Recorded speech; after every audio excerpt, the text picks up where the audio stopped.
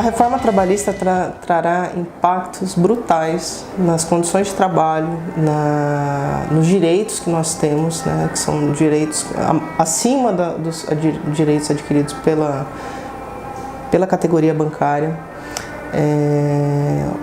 Ela veio para complementar uma série de outras medidas que foram tomadas no intuito de retirada de direitos dos trabalhadores, né? Isso tudo ele visa a manutenção dos empresários, né? A resolução de questões dos empresários, que dizem que a mão de obra tem um custo muito alto no Brasil. Chamam inclusive isso de custo Brasil, né? Que a mão de obra é um custo alto. E com isso eles conseguem reduzir, porque eles tiram direitos dos trabalhadores, né? Questões de remuneração, o que é remuneração, o que não é remuneração. Tipo, uma diária entrava na remuneração para recolhimento de INSS, previdenciário, agora não entra mais. Então, são uma série de direitos que estão sendo atacados. No nosso caso, muitas coisas estão atreladas ao acordo coletivo, né, que é firmado. Casos como o APIP, por exemplo, constam do acordo coletivo, a PLR. Com essa alteração da reforma trabalhista, né, você vai poder negociar essas questões todas, né, e aí, inclusive para redução de direitos, abaixo do que a legislação determina, né. Concomitante a isso, houve a retirada da ultratividade dos acordos.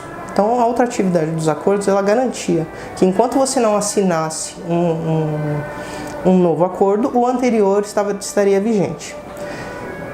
Acabando a ultratividade, então no nosso caso, chegando a 31 de agosto de 2018, acaba o acordo. E aí você perde tudo que estava elencado naquele acordo.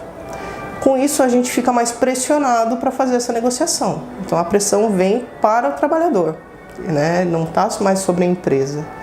E você podendo negociar as cláusulas, inclusive para baixo do que a legislação prevê, vai ter um efeito desastroso sobre a categoria.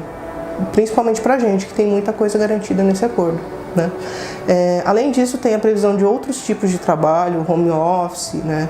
o trabalho intermitente, que precariza ainda mais a condição de trabalho. Então, você que trabalha na agência, tem lá toda a estrutura e a empresa responsável pelo que acontece lá dentro. Vai trabalhar em casa, a estrutura é de sua responsabilidade, a empresa vai te dar um curso falando sobre o que é um acidente de trabalho e como você prevenir as questões de doença.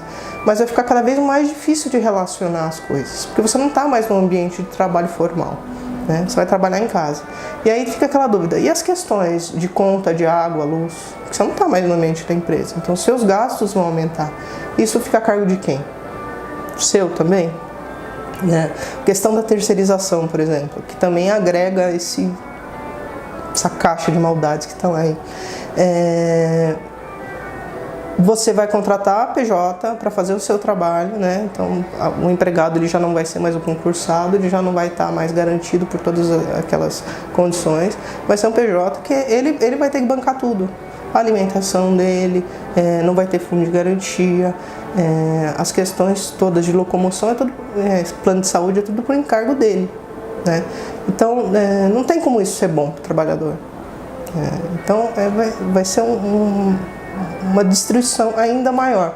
Se com toda essa legislação que protege o trabalhador, você já tem os desvios, sem a legislação protegendo o trabalhador vai ficar ainda pior, né? Essa questão de você não ter mais a hipossuficiência do trabalhador, ele ser igualado ao empregador, é um absurdo. Porque a gente não tem a mesma força que a empresa tem.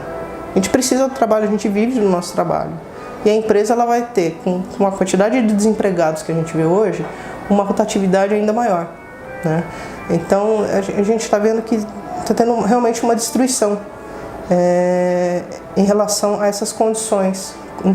Enquanto a gente luta e trabalha para ter condições cada vez melhores para os trabalhadores, para a gente ter uma condição melhor de vida, qualidade de vida, a gente está vendo que o governo está vindo e está destruindo tudo, está querendo acabar com tudo que a gente vem conquistando, tá?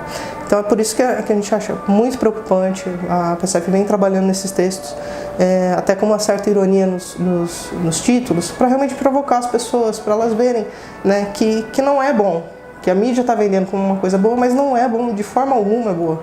né? Eles vendem como se fosse bom você poder parcelar suas férias em 3 vezes, mas são 3 vezes de 10 dias. Como é que você consegue descansar 3 vezes de 10 dias? Quando você está se desligando do trabalho, você tem que voltar.